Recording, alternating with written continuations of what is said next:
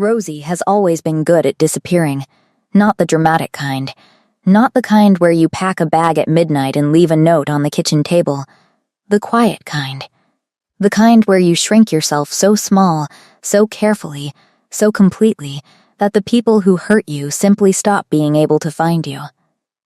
She'd had 3 years of practice, 3 years of waking up in a different city, in a small apartment with second-hand furniture and a window that looked out onto a gray street, and telling herself that this was fine.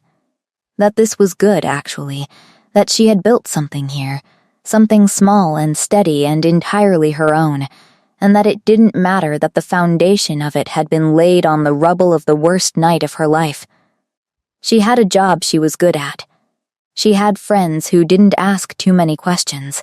She had a routine that held her together on the mornings when the ache in her chest felt less like an old wound and more like something that had never quite healed right. She had learned, slowly and painfully and with considerable effort, how not to think about him. Most days, it worked. Most days. She was standing at her kitchen counter when the knock came. It was late. It was raining. The kind of gray, relentless autumn rain that turned the streets into mirrors and made the whole city feel like it was underwater. She had a mug of tea going cold beside her, and a book she wasn't really reading open on the counter, and she'd been standing there for 10 minutes doing nothing at all.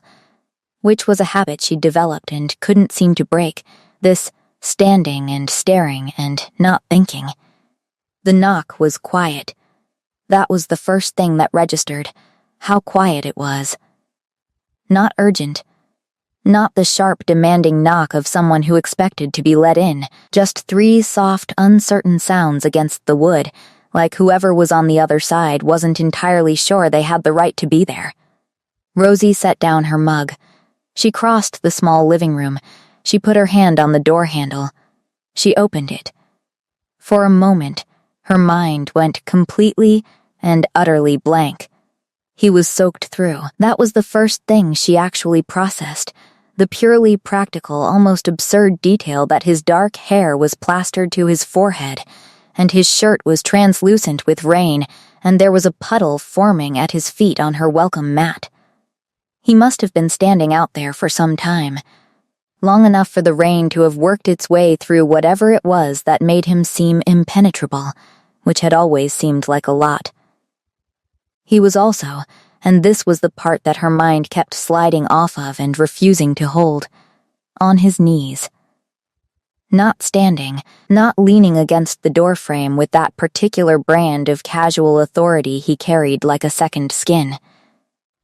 On his knees, on her doorstep, in the rain, looking up at her with an expression she had never in 3 years of trying been able to imagine on his face. He looked wrecked. He looked like a man who had traveled a very long way and arrived too late, and knew it. He looked like someone had taken everything that made Calum Ashford terrifying and stripped it down to nothing, and what was left underneath was this. Just a man. Just a man on his knees in the rain, looking at her like she was the last thing standing between him and something he couldn't name. For a long moment, neither of them said anything. The rain fell. The wind moved through the street behind him, sent a scatter of leaves across the pavement. Somewhere down the road a car passed, its headlights sweeping across them briefly, and then gone. Rosie was the one who finally spoke. "You look terrible," she said. Her voice came out remarkably steady given that her hands were shaking. Something moved through his expression, not quite a smile. Something older than a smile, something that knew it had no right to be a smile and was trying its best anyway. "I know," he said. His voice was rougher than she remembered, lower like something had scraped the edges off it. She should have closed the door. She knew that. She knew it with the part of her that had spent 3 years carefully, deliberately constructing a life that didn't have him in it. The part of her that had cried in the shower for 6 months and then decided, quietly and furiously, that she was finished crying. The part of her that had packed everything she had and driven away and not looked back. Not once. because she knew if she looked back, she would stop. She should close the door. She should say his name, say it flatly, say it like it meant nothing, and then close the door and go back to her cold tea and her unread book and her perfectly constructed silence. She didn't close the door. "What are you doing here, Calum?" she said instead. He looked at her for a moment, and she could see him choosing his words, which was unusual. Calum Ashford had never, in all the years she'd known him, had to choose his words. He'd always spoken like a man who knew exactly what he thought and had decided you would hear it whether you wanted to or not. The man on her doorstep was not that man. Or he was, but he was also something else. Something newer. And worse. And more honest. "I made a mistake," he said. The words landed in the space between them like something dropped from a great height. Rosie looked at him. She looked at the rain running down his face, at the way his jaw was set and his hands were loose at his sides, open, which was not a posture she had ever associated with him. She looked at him for a long time. 3 years is a long time to decide that, she said finally. "I know," he said again. She stepped back from the door, not all the way. "Just enough. You're going to ruin my floor," she said. He stood up. Slowly, like a man who had been on his knees for longer than she knew about, and not just tonight. He crossed the threshold. She closed the door behind him. She didn't offer him a towel immediately. She stood in the middle of her living room and watched him drip on her floor and tried to locate somewhere inside herself the thing she'd been carefully building for 3 years. The distance, the careful numbness, the armor she had constructed piece by piece out of time and stubbornness, and the sheer bloody-minded decision not to fall apart again. She could feel it. Still, it was there. But it was thinner than she'd expected. 3 years of maintenance, and one soaking wet man on her doorstep had made it feel like paper. She went to the linen cupboard and came back with a towel. She held it out without crossing the distance between them. He took it. His fingers brushed hers for just a moment. Not deliberately, just the ordinary physics of passing something from one person to another, and she felt it anyway. Felt it the way you feel a needle when you've been very carefully not thinking about the needle. "Thank you," he said. She crossed her arms. She had learned to do this, cross her arms and stand her ground and not move toward him, which had always been the instinct. Had always been the first and most powerful thing her body wanted to do when he was in the same room. 3 years ago, she'd made the mistake of following that instinct. She knew better now. "You could have called," she said. "Would you have answered?" She didn't say anything to that, because the answer was no, and they both knew it, and there was nothing to be gained from saying it out loud. He was looking around her apartment with the expression of someone trying to learn something from a room, taking in the small kitchen, the books stacked on every flat surface, the 2 plants on the windowsill that she'd kept alive against considerable odds, the evidence of a life assembled from scratch, from nothing, from the specific wreckage he had made of her. "It suits you," he said. His voice was quiet. She couldn't entirely read it. She wasn't sure if that was a compliment or an observation or something else entirely, and she wasn't sure it mattered. "What do you want, Calum?" she said. He turned back to look at her. The towel was hanging from his hand, mostly unused. He was still soaked. He would probably be soaked for quite some time. She had a brief traitorous thought about whether she should offer him dry clothes and then buried it immediately. "I want to explain," he said. "There's nothing to explain." Her voice stayed even. She was proud of that. She'd rehearsed this conversation in her head more times than she could count, in the early months, in the dark, when sleep wouldn't come and her mind kept running through everything she should have said, everything she'd wanted to say. She'd had 3 years to prepare. She was ready. I was there. "I know what happened." "You know what you saw," he said.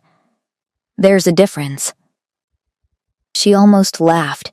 She felt the laugh rise in her throat and then die there because it wasn't really a laugh, it was something sharper and more painful than a laugh, and she didn't want to give it to him. "I saw you," she said, very carefully, "tell the entire court that I wasn't your mate.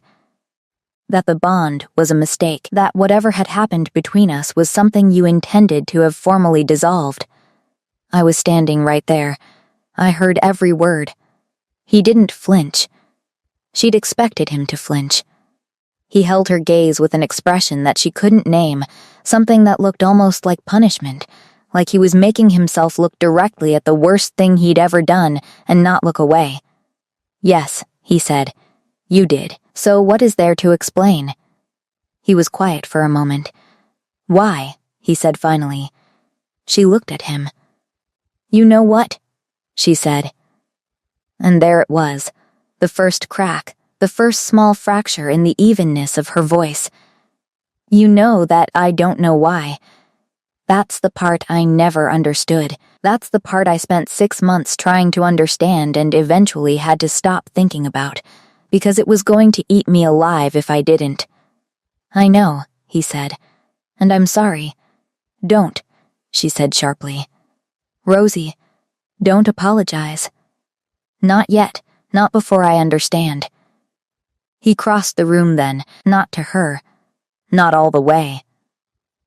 He stopped far enough away that she could have stepped back, could have created more distance.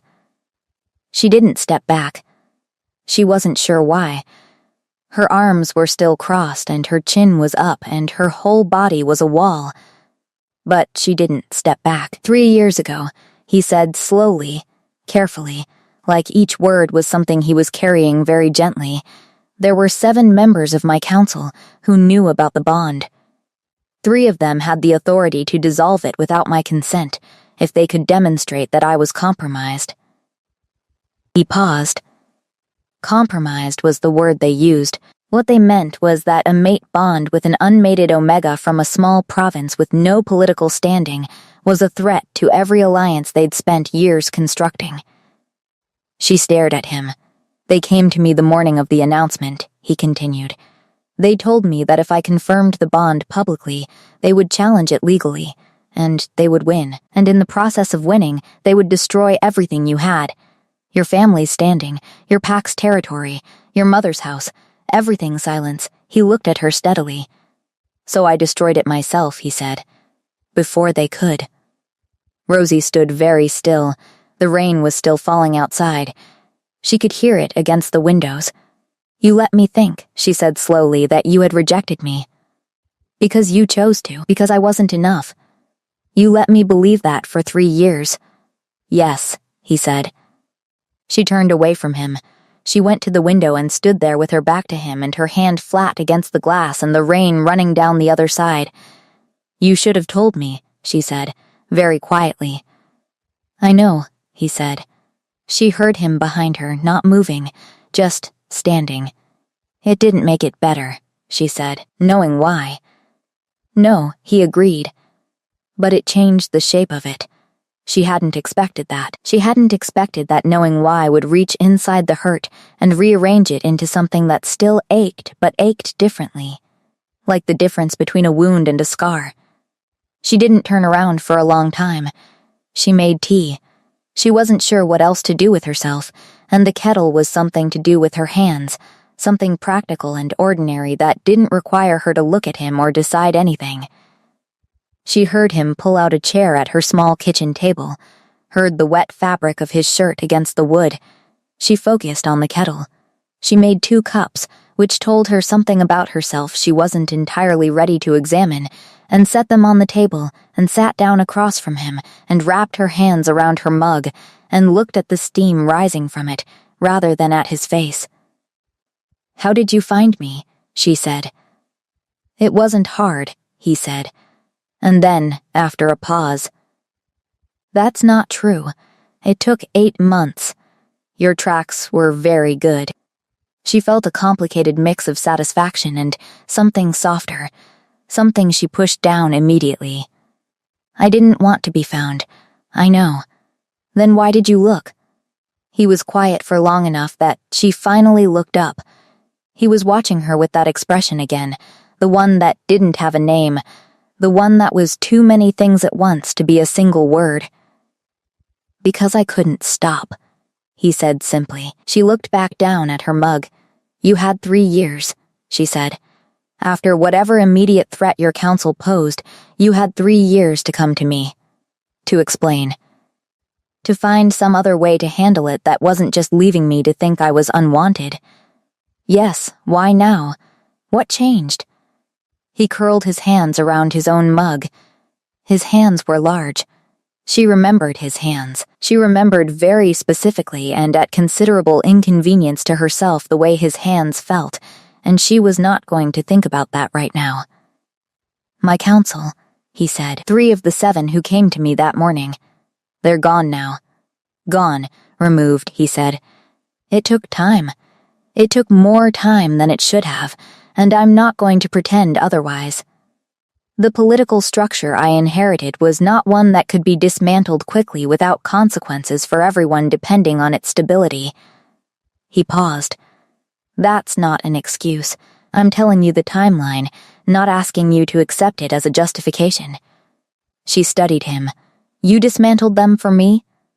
"I dismantled them because they were wrong," he said. "And because they had done what they did to you, and to me, and to the bond. And because I wanted to be able to come here and tell you the truth without putting everything you loved in danger." There was a silence. The rain had softened slightly outside, shifted from a downpour to something steadier and quieter. "You knelt," she said. "Yes, outside my door. In the rain." "Yes," she shook her head very slightly, not in disbelief, exactly, more in the way you shake your head when something confirms a thing you'd been afraid to hope was true. "Calum Ashford," she said. "Alpha King of 4 provinces, commander of the Ashford armies, the man who once made a visiting duke cry simply by being in the same room as him." He looked at her steadily, on his knees in the rain outside a second-hand furnished apartment in a city that isn't even on the main trade routes. "Yes," he said. "What were you going to do if I hadn't opened the door?" He was quiet for a moment. "Stay," he said. She stared at him. "I was going to stay," he said simply. "Until you did, however long that took." She opened her mouth. Closed it, put her mug down with a small, careful movement, because her hands weren't entirely steady and she didn't want him to see that.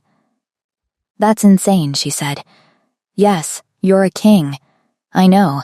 You can't just kneel on someone's doorstep indefinitely. I can do whatever I want," he said, and for just a moment the old Calum was there. The certainty. The total unself-conscious authority. But it didn't land the way it used to. It landed softer. Because underneath it was something that hadn't been there before, or hadn't been visible before. Something that looked remarkably like desperation dressed in the only clothes it knew how to wear. She looked at him for a long time. He looked back. She thought about the last 3 years. She thought about the specific quality of silence in the first apartment she'd moved into after leaving, how it had been so loud it kept her awake. She thought about the 6 months of crying in the shower, and the 6 months after that of being furious, and the year after that of building something piece by piece, and the slow, difficult process of becoming someone who didn't need rescuing, who had built herself a life that fit, who had learned to be okay. She thought about all of that, and she thought about how none of it had actually fixed the thing underneath it, the specific absence that had taken up permanent residence in her chest, the shape of which was exactly and precisely him. "This doesn't fix it," she said. "I know. You can't just show up and kneel in the rain and expect everything to be I don't expect anything," he said. His voice was very quiet now.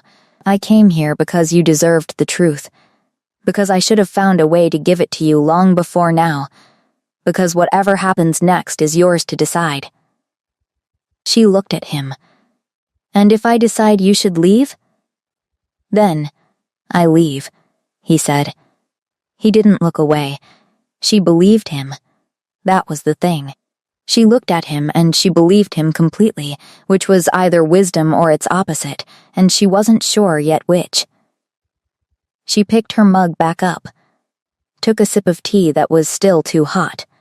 "You'll need dry clothes," she said. Her voice was neutral, careful, giving nothing away except the fact of the words themselves. Something moved through his face. "I have some from when I lived here," she said, which wasn't quite accurate. She'd brought very little of her old life with her. But there was a box under her bed with things she'd never unpacked, things she'd told herself she kept for no reason, things she was only now admitting had been kept for precisely this kind of impossible reason. She stood up, went to the bedroom, crouched down and pulled the box out and found what she was looking for without letting herself look at anything else inside it. She came back and set the folded shirt and trousers on the table. He looked at them. Then, at her. She sat back down and picked up her mug again and looked out the window. "You can change in the bathroom," she said. He didn't move immediately. She could feel him looking at her. "Rosie," he said. "Don't," she said quietly. "Not yet. I'm not ready for whatever you're going to say next. Just give me a minute." He was quiet. The rain fell. She sat with her tea and her window, and the very careful, very fragile thing she was holding together inside her chest, and she gave herself the minute. He came back from the bathroom in the dry clothes.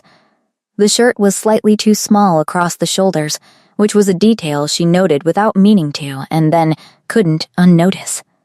He looked different in her things. Closer to human. Less like the version of him that existed in formal spaces, behind thrones and council tables and the machinery of power. More like the version she had known first, before all of that, before she'd understood fully what he was. She had moved to the sofa while he was gone. She'd tucked herself into the far corner of it, with her legs pulled up, and her tea in her lap, and she'd spent the 4 minutes he was in the bathroom having a very direct and unsentimental conversation with herself about what she was doing. The answer, as best she could determine, was that she didn't know. Which was not a satisfying answer, but was at least an honest one. He came and sat in the armchair across from her.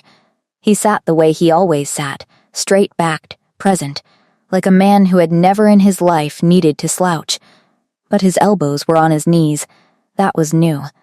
That was something she hadn't seen before, like the formality of him had developed a small leak. "Tell me about this place," he said. She looked at him. "Why?" "Because you built it," he said. "Because I want to understand the 3 years I wasn't here for." It was such a strange thing to say. So plainly, so openly, without any of the guarding she'd expected. She'd expected him to defend himself more, to argue his case, to be the version of him that won rooms by entering them. Instead, he was sitting in her too small armchair with her clothes on and asking about her life. It disarmed her in a way she hadn't been prepared for. "It's small," she said finally. "Yes, I like it that way." After she paused. "After everything. I didn't want a lot of space to fill. I wanted something manageable." He nodded. He was listening in the way he sometimes listened, with his whole attention, which had always been one of the most unnerving things about him, the specific quality of being seen by someone who was actually looking. "I got the job about 6 weeks after I moved here," she continued, without fully deciding to continue. "It's administrative work, mostly, for a small clinic. It's not glamorous. Do you like it?" "I'm good at it," she said, which is different, but it helps. He was quiet for a moment. "And friends?" he asked. She studied him. He wasn't asking to be polite. She could tell from the way he asked it, careful and direct. "Yes," she said. "A few. They don't know very much about where I came from." "Because you didn't want to tell them?" "Because telling people where I came from required telling them why I left," she said. He absorbed that. "They're not wrong to trust you," he said quietly. "I didn't say they were. I know. I just wanted to say it." She looked at him for a long moment. She was trying to reconcile the man in front of her with the man who had stood in front of a court 3 years ago and spoken words that had rearranged the entire geography of her life. They had the same face, the same hands, the same quality of stillness that had always made her feel simultaneously safer and more exposed than anywhere else on Earth. But there was something different, something in the way he held himself, like a man who had been carrying something very heavy for a very long time and had finally put it down, not because the weight was gone, but because he'd decided to put it down. She used to think, in the early months, that if she ever saw him again, she would be cold. She had planned on cold. She had practiced cold in the mirror more than once. The composed, untouchable version of herself that had nothing to say to him, nothing to offer, nothing to give. She looked at him now, and she felt many things, none of which were cold. She felt the 3 years of distance and the specific way it had reshaped her. She felt the anger that had been living in her chest so long, it had become something quieter, not extinguished but banked, the way coals go quiet but don't go out. She felt the thread of something underneath all of that, stubborn and inconvenient and entirely outside her control. The thing she had built 3 years and a whole city around trying not to feel. She set her mug down on the coffee table. "When you came here tonight," she said carefully, "what were you hoping for?" He was quiet for a long moment, long enough that she could tell he was being honest with himself before answering, which was something she had always both respected and found slightly maddening about him. "I was hoping you would let me explain," he said. "I wasn't hoping for more than that. I didn't think I had the right to hope for more than that. And now?" She watched his jaw shift. "Now," he said, "I'm hoping that you'll let me stay, not forever, not with any particular expectation. Just tonight, long enough for you to finish being angry, if you need to be angry, long enough for the rain to stop." She looked at him. "That's a lot of qualifications," she said. "I'm trying not to presume," he said. "That might be the most un-Calum Ashford sentence you've ever said," she said. He almost smiled, not quite, but almost. "I've been practicing," he said. She stared at him. Something in her chest did a slow, treacherous thing. She looked at the window. The rain was still coming down steadily. The city was dark and wet outside, and in here the lamp was on and the tea was warm, and there was a man in her armchair who had knelt in the rain outside her door, and who was looking at her with an expression she was only just beginning to understand the full weight of. "You can stay," she said. Her voice was very quiet. "On the sofa." "The blanket's in the cupboard by the bathroom." He nodded once. She uncurled herself from the sofa. She was going to bed, and she was going to lie there in the dark and sort through everything that was happening inside her, and she was absolutely not going to think about the fact that he was just through the wall, and that he had come here and knelt in the rain, and that nothing felt the way she had planned it would feel. She was at the door of her bedroom. "Calum," she said. She didn't turn around. "I'm glad you told me," she said. The why. A pause. "So am I," he said. She went to bed. She did not sleep for quite some time. She woke before dawn to a silence that felt different. The rain had stopped. The city outside her window had that particular hush that only happens in the hours before morning properly begins, when the night shift has finished and the day shift hasn't started and the whole world is briefly, perfectly between things. She lay still for a moment, looking at the ceiling. Then, she got up. She moved quietly through the bedroom, through the small hallway, and stopped at the entrance to the living room. He was not on the sofa. He was awake. He was sitting by the window in the armchair he'd occupied earlier, and the lamp was off, and the city's pre-dawn gray was coming in through the glass, and he was just sitting there in the near dark, very still, looking out. She leaned against the doorframe and watched him. He turned before she said anything.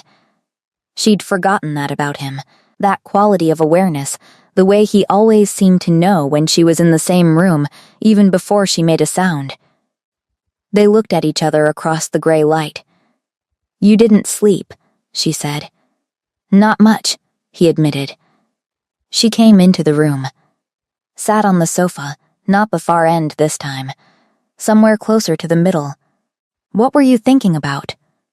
He turned back to the window. His profile against the glass was familiar to her in a way that still made something ache. 3 years had not changed the architecture of his face. It had added something to his expression, something older, something that hadn't been there before. But the face itself was exactly as she remembered. "I was thinking about the morning after the announcement," he said.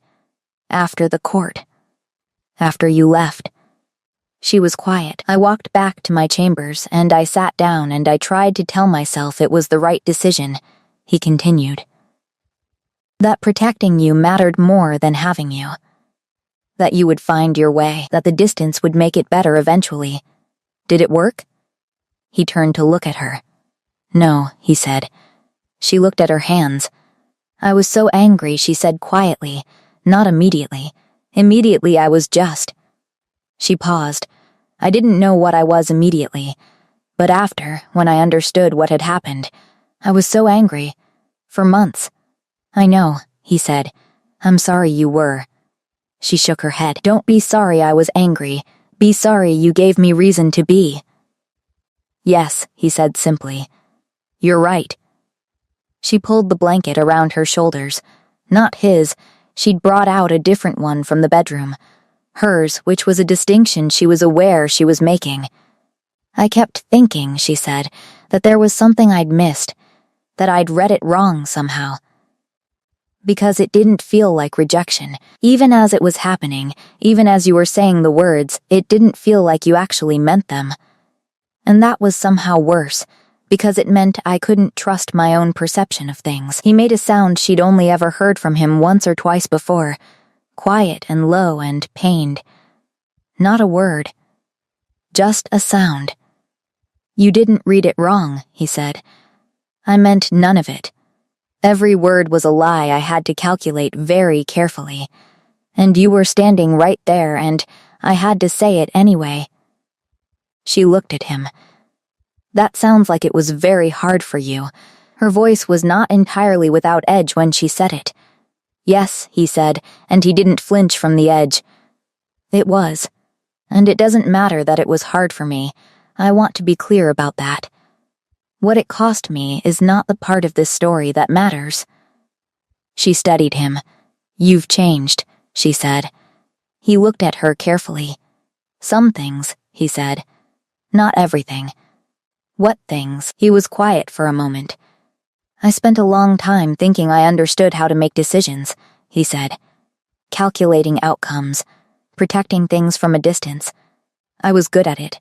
I'd been trained to be good at it since I was 16 years old, and I applied that thinking to you, to the bond, and I was completely, catastrophically wrong." He paused. "I'm not sure you can fully understand something like that until it's too late to fix the immediate damage. The understanding arrives after. And then you have to live with the gap between when you should have known better and when you did." She sat with that for a moment. "Do you know," she said, "that the hardest part wasn't even the rejection. It was after, when I had to build something new. When I kept catching myself trying to build something new and then finding that every version of new I could imagine still had a shape like yours somewhere in the middle of it." She shook her head slightly. "I was so angry at myself for that. You shouldn't have been. I know that now. I didn't then." The light outside was beginning to shift, almost imperceptibly. Not dawn yet, but the suggestion of dawn. The darkness going from black to something that wasn't quite gray, the particular quality of night relaxing its hold. He leaned forward slightly in his chair. "Can I ask you something?"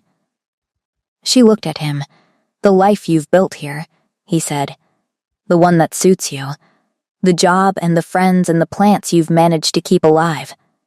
He glanced at the windowsill. "I need to know something." She waited.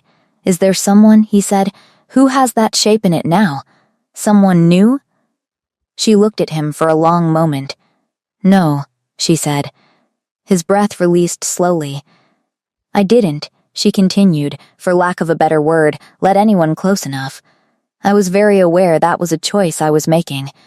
I'm not sure I was entirely honest with myself about why. He looked at her. I think you were honest, he said softly. She looked at the window. The city was beginning to exist again outside the glass, the sounds of it returning, early traffic, a door somewhere, the ordinary machinery of a day beginning. The thing was, she said, and she surprised herself by saying it, I was doing all right. I want you to know that. I wasn't waiting. I wasn't pining. I was genuinely, actually, most days, all right. He nodded. I believe you, he said. And then you showed up on my doorstep, she said. Yes, he said. And now I'm sitting on my sofa at 5 a.m. talking to you. Yes, she looked at him. He looked back. And there was something in it now, in the space between them, that hadn't been there before. Not resolution, not forgiveness, nothing that clean or that easy. But something. A new kind of silence that was less like absence and more like two people standing at the edge of something, and both knowing it. I'm not forgiving you today, she said clearly. I know. I need more than one conversation. I know, and I'm not coming back with you. Not yet.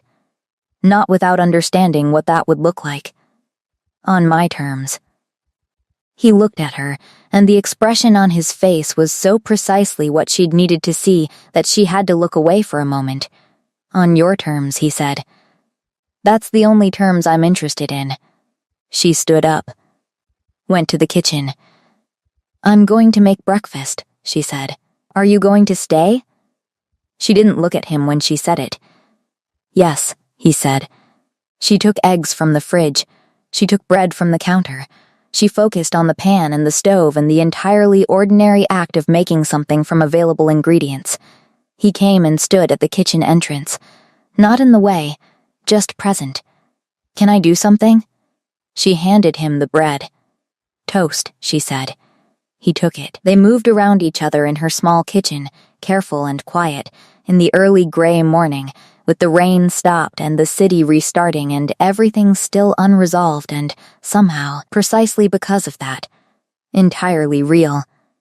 She had thought, once the sun was fully up and the breakfast things were washed and the tea was fresh and the apartment was full of ordinary daylight, that it would feel different. That whatever strange intimacy the dark and the rain had created would dissolve in the brightness and leave two people who were essentially strangers sitting at a small kitchen table with nothing but old history and recent honesty between them. It didn't dissolve. If anything, it settled, like something that had been suspended in uncertain air finally finding its level. They had moved back to the living room. He was in the armchair again. She was on the sofa, the middle this time, without the blanket. The sun was coming through the window and making rectangles of light on the floor, and she had her second cup of tea and he had coffee, and they were in the middle of the kind of conversation that doesn't announce itself as significant but is, in the way that the most important conversations almost never announce themselves at all. She had been telling him about the clinic, about the work she did there, about her colleague who was magnificently terrible at filing but had excellent instincts for people and made everything more interesting. She was not sure why she was telling him this, except that he was listening, and it had been a long time since someone listened to her the way he listened, with the full weight of his attention, like nothing else existed. He told her, in return, small things, not the large ones, not yet. The small ones, about the provinces, about what had changed, about his attendant Louis, who was apparently still working for him, and had apparently said, upon hearing Calum's intention to come here, only, finally, with such profound exhaustion that it had been, Calum said, both gratifying and slightly mortifying. She laughed at that, a real laugh, unexpected and brief, and she saw his face change when she laughed, something in it opening, the way a window opens, and she looked away before she said something she wasn't ready to say. "Tell me about the council," she said. "The ones who threatened you." He settled back slightly, not reluctant. Composing, "There were 7, he said again. 3 who had the authority to challenge the bond. The other 4 were aligned with them politically. When I told you publicly there was no bond, I bought myself time. But they didn't stop watching. They continued to monitor every move I made, every decision, every piece of correspondence. How long did it take you to start removing them?" He paused. 18 months, he said. She stared at him. "That's an entire year and a half of doing nothing." "No," he said, "not nothing. 18 months of building the legal and political groundwork that would make removal permanent and uncontestable. If I'd moved faster, and they'd been able to reverse it, everything I'd done to protect you would have been undone." She thought about that. "And the other 18 months after? After they were removed?" He was quiet. "Finding you took 8 months, he said. The last 10 were spent on the second set, the 4 aligned with them. They were more subtle, more dangerous in some ways." She looked at him. "You spent 3 years, she said slowly, "systematically dismantling the exact people who made what happened to us happen." He met her eyes. Yes, she turned this over carefully in her mind. "And you did it alone? You didn't tell anyone what you were doing or why?" "There was no one I entirely trusted with it," he said. "The bond wasn't widely known, and I needed to keep it that way until I could be sure that coming to you wouldn't put you at risk." "You were protecting me for 3 years, she said. "Alone, trying to," he said, "and failing to reach you sooner than this. Both things are true." She sat with that for a long time. She sat with the specific complexity of it, the grief of what had been lost, and the 3 years of silence and the reason for it, all at once, all true simultaneously. Nothing about it was simple. Nothing resolved into a clean narrative. It was messy and painful and real in the way that real things always were. She had spent 3 years constructing a story about what had happened, the story she'd needed to survive. In that story, he had made a choice that excluded her. A choice about power and politics and what mattered more, and she hadn't mattered more. That story was not entirely wrong, she realized. It was also not entirely right. The truth was larger and worse and more complicated, and somehow the largeness and the complication of it made it more bearable to hold, not less. Because it meant she hadn't imagined it. She hadn't been wrong to trust what she'd felt. She hadn't built something from nothing and believed in something that wasn't real. It was real, she said, almost to herself. He looked at her. "The bond," she said. "It was real. I knew it was real, and then I spent 3 years telling myself I'd been wrong to know it. It was real," he said quietly. "It is real." She looked up. "Is," she said. He held her gaze. "I haven't gone anywhere," he said. The thing in her chest that she had been managing so carefully for 3 years did something it wasn't supposed to do. It moved. Not gone. Not removed. Just shifted. Rearranged into something that hurt less and mattered more and was deeply, fundamentally inconvenient to everything she'd built. She stood up. She went to the window and stood looking out at the street, which was ordinary and sunlit and entirely unequal to the moment. "I need to think," she said. "I know," he said. He didn't move. "I need you to understand that I'm not saying yes to anything today," she said. "Or to anything specific. I'm not agreeing to come back. I'm not agreeing to pretend 3 years didn't happen. I understand. I have a life here," she said. "That matters. What I've built matters. You don't get to just arrive and have everything rearrange itself around you." "No," he agreed. "I don't." She turned around. He was still in the armchair, still watching her, still, somehow, entirely without the expectation she'd braced herself for, without the pressure she'd expected from a man who was used to having the world accommodate itself to his needs. She looked at him. "Why didn't you just make me come back?" she said. 3 years ago, or 6 months ago when you'd found me, you had the means. You could have made it politically and legally impossible for me to refuse. "Yes," he said, "but you didn't." "No, why? Because you would have come back," he said, "and you would have hated me for it, and I would rather you stay away and be free than come back and be caged." She stared at him. He looked back, steady and undefended. She thought about that. She thought about the particular quality of what he'd just said, the specific shape of it. She thought about how it would have been easy, the other way, how it would have been so simple for him to use what he was, what he had, to just solve the problem of her absence the way men like him solved most problems, by force of will and position. And he hadn't. She sat back down on the sofa. "You're staying tonight too," she said. His expression shifted. "If that's what you want," he said carefully. "It's what I want," she said. And then, because she was not going to be someone who said things halfway, she added, "I don't know yet what I want beyond tonight, but I know that much." He nodded. "That's enough," he said. She looked at him. "It won't always be," she said. "I know," he said. And he was almost smiling again, that almost smile that was doing something to her that she wasn't going to narrate right now. She looked back at the window. The street outside was warm with autumn sun and entirely ordinary, and somehow, from inside this room, exactly enough. She went to work on Monday. Because that was what she did. Because she had a life here, and it did not pause for the arrival of rain-soaked kings, and because honestly the normalcy of it was something she needed very badly. He stayed at her apartment. They had discussed, on Sunday evening, what that meant with the careful practicality of two people who were both trying very hard not to assume anything. He would stay. He wouldn't follow her to work or appear unannounced anywhere, or insert himself into the parts of her life that weren't ready for him.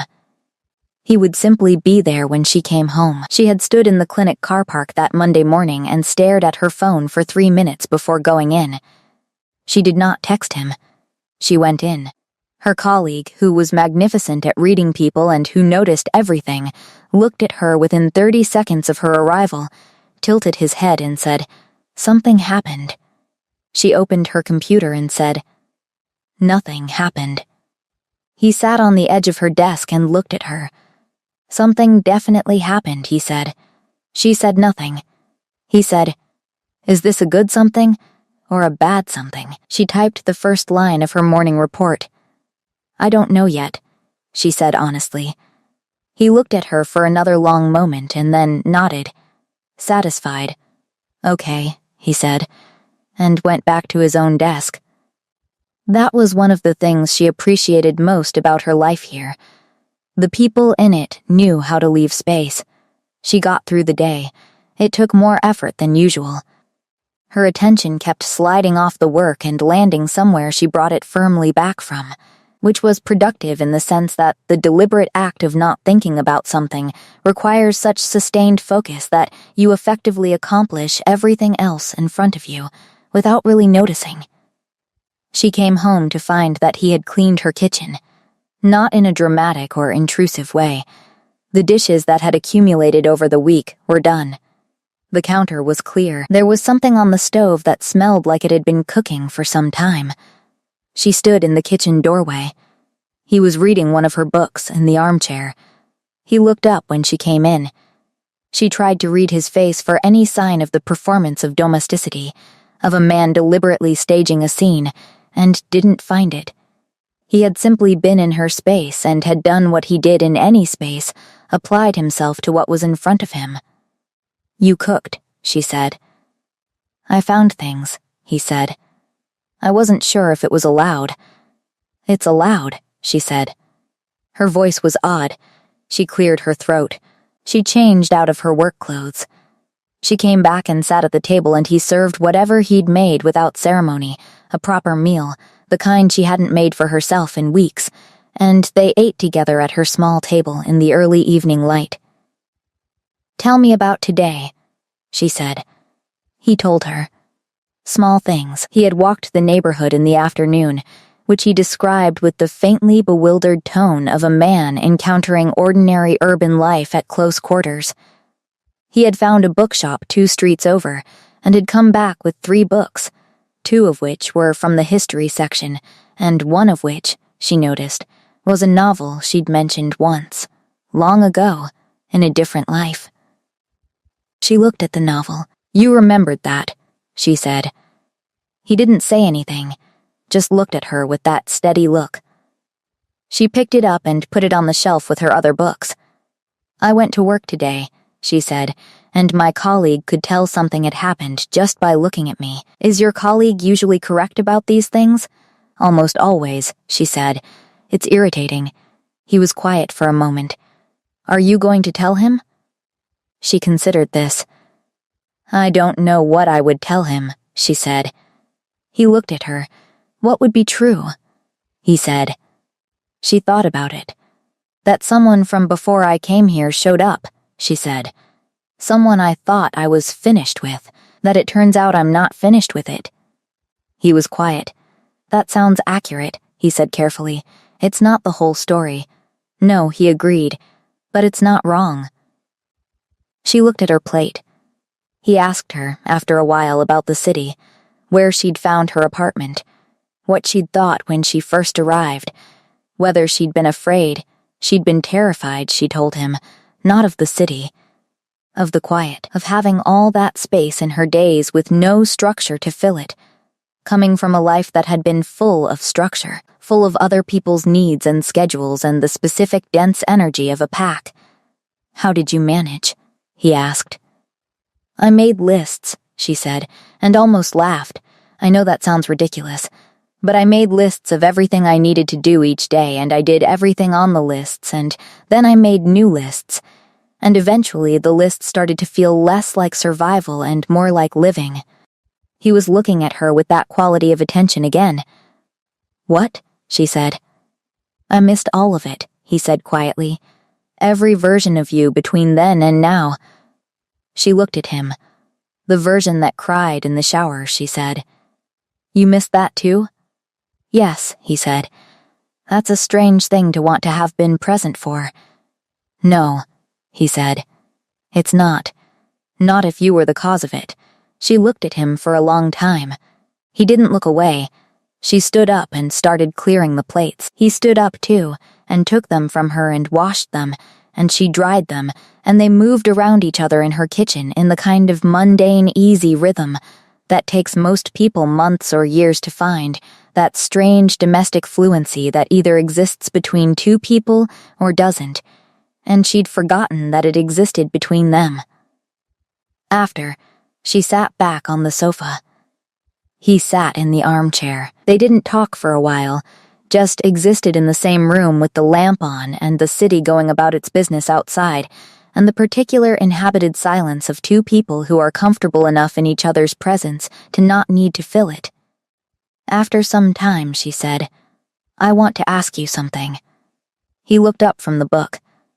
"If I said I needed 6 months," she said carefully, "before anything changed, before I made any decisions about what comes next, if I said I needed to keep living here and working here and you needed to go back to your kingdom and your provinces and your dismantled council and whatever comes with all of that, and we just talked on the phone, or wrote to each other, or whatever, without it being anything more than that, would you do that?"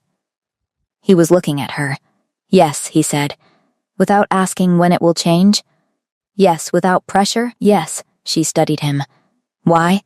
"Because," he said, "whatever you need to feel safe is something I am willing to do, and because 6 months of letters and phone calls with you is infinitely preferable to 6 months or 6 years of absence." She looked at the window. "You're making this very difficult," she said. "I know," he said, and there was something in his voice that she finally recognized as the closest thing to joy she had heard from him since he arrived, something warm and wry and quietly certain. "You're not going to make it easier?"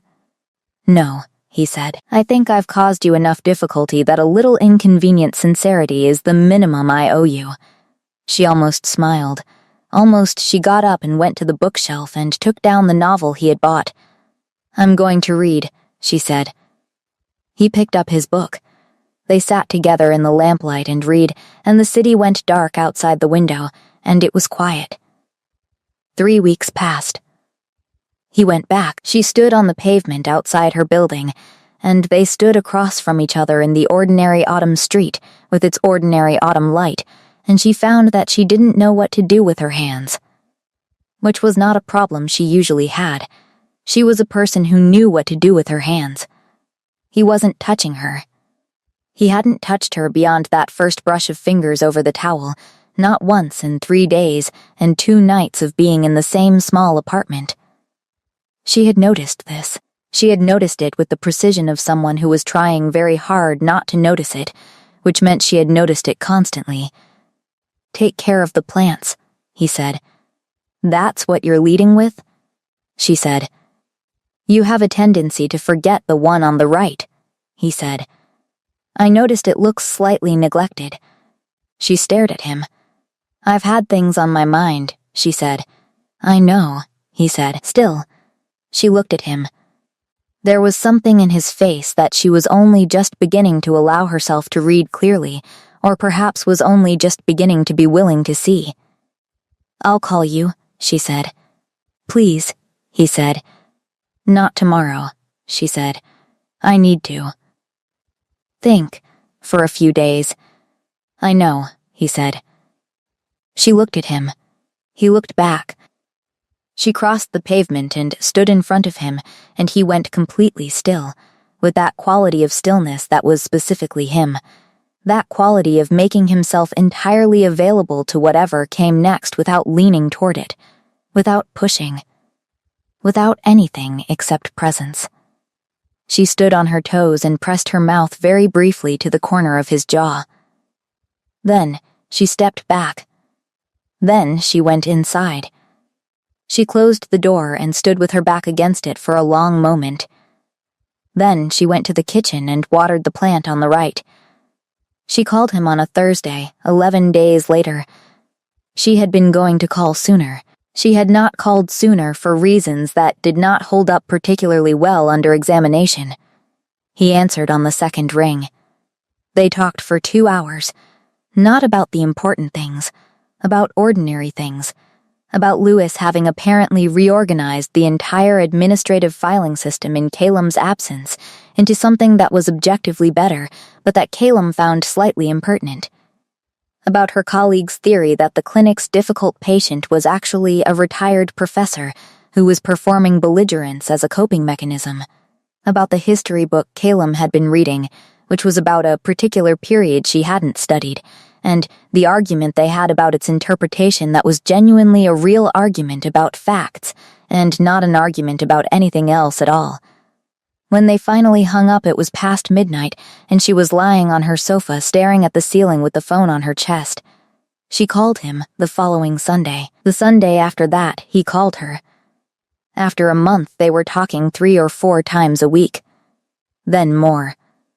The conversations got longer and then shorter again, but more frequent, the way a relationship restructures itself around availability and habit. She told him about the plant, which was thriving.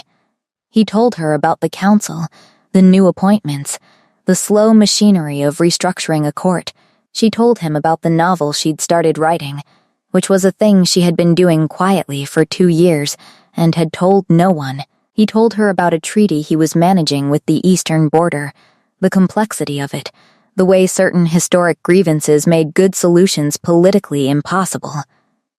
They argued about governance twice. Once he was right, and she eventually said so. Once she was right, and he eventually said so. She noticed he said so directly and without qualifications, which she appreciated. Her colleague, who had been watching her with interest since the Monday morning, finally said, "You seem different." She looked up from her keyboard. "Different how?" He considered. "More here," he said. "Like you were slightly absent before and now you're not." She thought about this. "I think I've been mostly here," she said. "No," he said. "You've been present and competent and good company, but there was always this sense of someone keeping something in reserve." He shrugged. "Not my business. I'm just noting the change." She sat with that. At dinner that evening, talking to Calum on the phone while she cooked, she told him what her colleague had said. Calum was quiet for a moment. "He's not wrong," he said. She stirred the pan. "I thought I was all here," she said. "You were," he said. "And you were also somewhere else at the same time." She turned the heat down. "Is this one of those things where you're going to be uncomfortably accurate and I'm going to have to admit it?" "Yes," he said. She sighed. "Tell me then," he told her, not harshly, not triumphantly, the way he told her most things now, plainly and without performance. He told her that she had built herself a good life and that the goodness of it was real, but that some part of her had kept herself at a slight remove from it, not because she didn't value it, but because she had been half in it and half somewhere she couldn't go back to.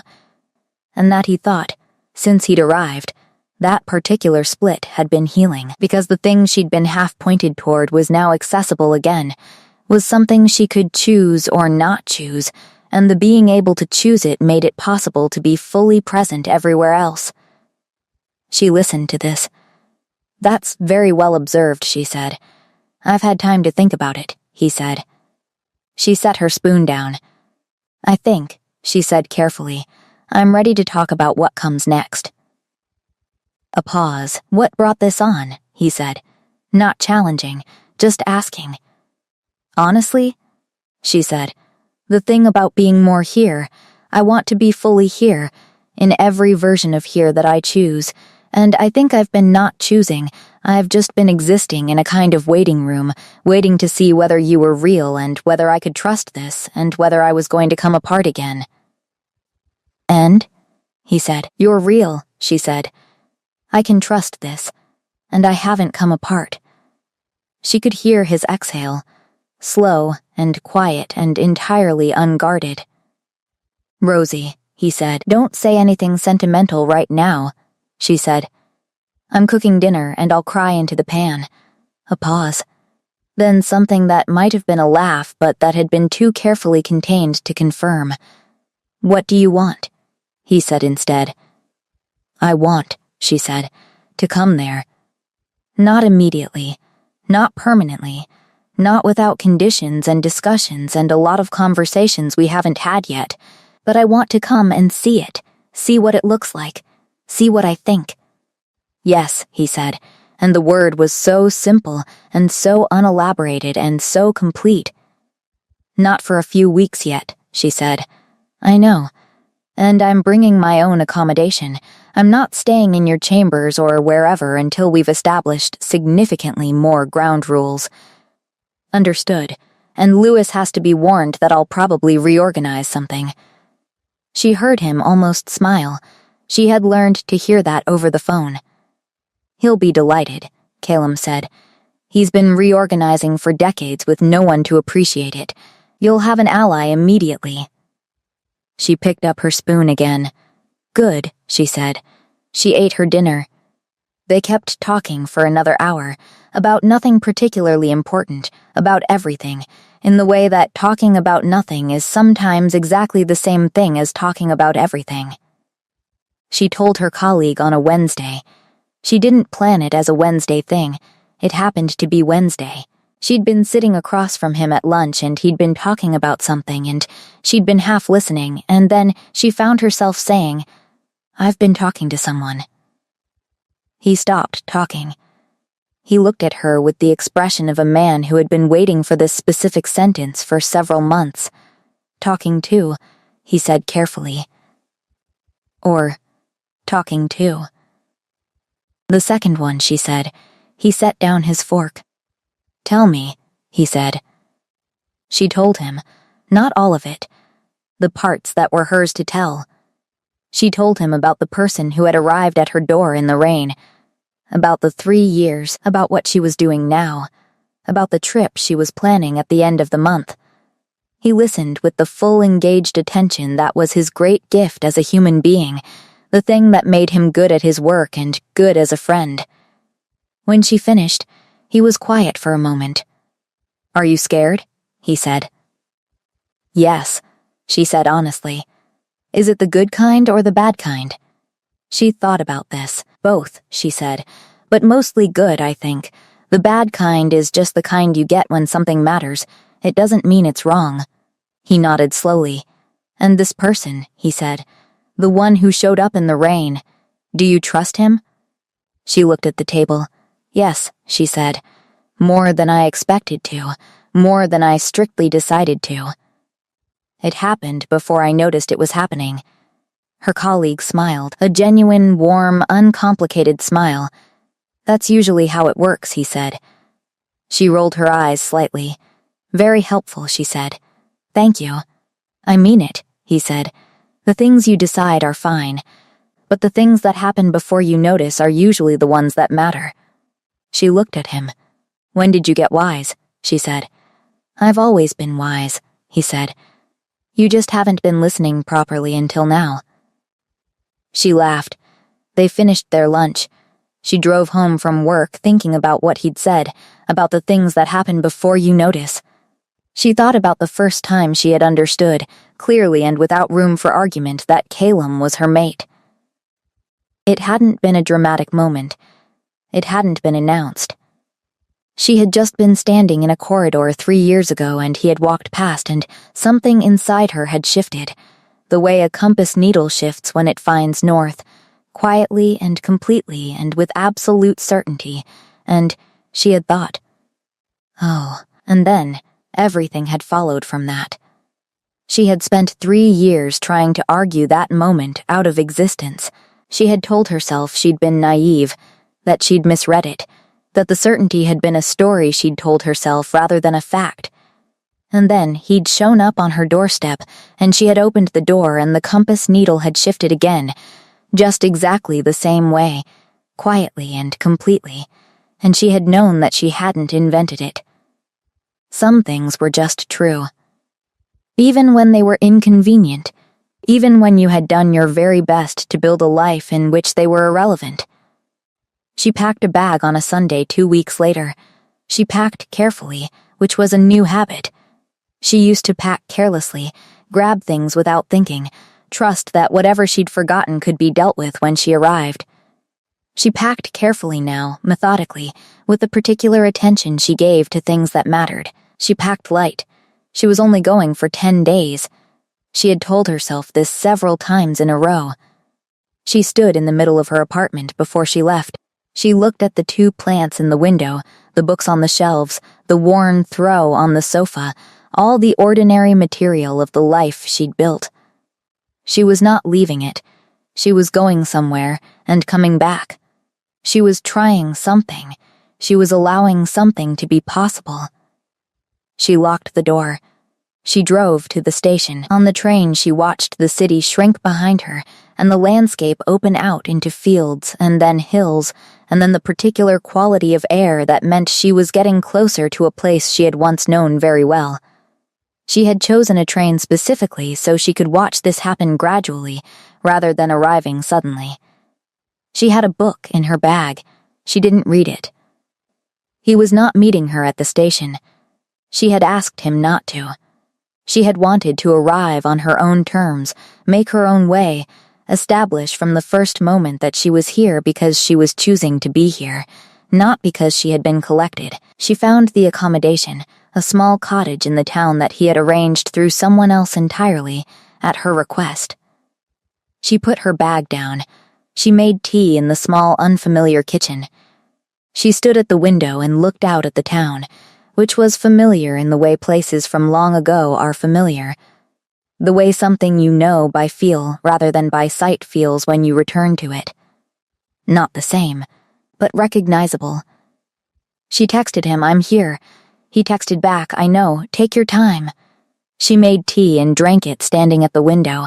Then she changed into different clothes and walked to the gate of his house, which she'd known about for years and had never been to, and stood in front of it for a moment. She pressed the intercom. A voice said, "Yes?" She recognized it. "Louis," she said. "It's Rosie." A pause. Then, very precisely and with the tone of a man who has been waiting a long time to say something, "It's about time," he said. The gate opened. She walked through it. He was in the garden, standing at the far end of it where a path turned toward the house, like he'd been there a while, like he'd come out when he'd heard the gate. His hands were at his sides. He was in ordinary clothes, not the formal things she'd seen him in across years of court functions and political occasions, just ordinary clothes in an ordinary autumn garden with the gray afternoon light around him. She walked toward him. He didn't move toward her. He waited, the way he was learning to wait, with patience that cost him something, and offered it anyway. She stopped when she was 2 feet away. "Hi," she said. "Hi," he said. She looked at him. He looked at her. She closed the last distance. He wrapped his arms around her. She pressed her face against his chest and stood there and felt the thing that she had been carrying for 3 years, the specific weight of something unresolved and unfinished and aching. Go still. Not gone. Not dissolved. Still, like a held breath that had finally, at last, been released. His arms were exactly as she remembered. She had thought, privately and without admitting it, that memory was probably unreliable. That the certainty she remembered feeling was something she had constructed retrospectively. That the reality would be ordinary, and the magic of it, if there had been magic, would be revealed as a story she'd told herself rather than a thing that was real. It was real. He was warm and solid and exactly the shape she had been subtracting from herself for 3 years, and she hadn't imagined it, not a single detail of it. She exhaled. He said nothing, just held her. His chin rested against the top of her head, and she could feel his heartbeat, which was slightly faster than the composed exterior might suggest, which she found disproportionately satisfying.